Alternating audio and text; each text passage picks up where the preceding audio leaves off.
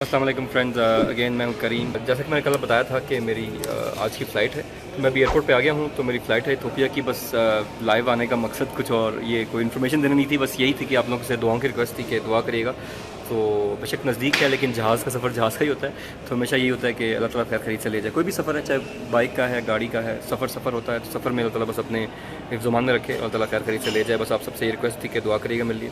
और मैं वहाँ पहुँच फिर आपको अपडेट देता हूँ। जैसे मैंने बताया था कि इथोपिया में जाऊँगा, तो फिर आपको इंशाल्लाह वहाँ की अपडेट्स दूँगा कि वहाँ पे क्या सिस्टम है और क्या हालात हैं और वॉरेवर जो भी मुझे इन्फॉर्मेशन मिलेगी डेफिनेटली आपके साथ शेयर होगी। यहाँ तो मौसम अच्छा है, वहाँ देखिए बारिश हो रही थी, मैं जल्दी निकला है। मैंने कहा ये ना कि फ़्लाइट मिस हो जाए।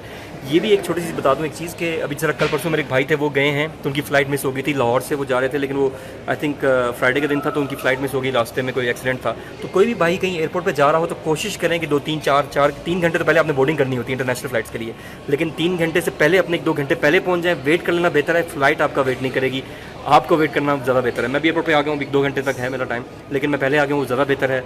लेकिन वो देर से जाना वो प्रॉब्लम क्रिएट करती है, फिर रश में होता है और 100 प्रॉब्लम्स हो जाती हैं। Thank you very much. अल्लाह हाफ़िज़, see you again next video में। तब तक दुआ में ज़रूर याद रखिएगा। अल्लाह हाफ़िज़।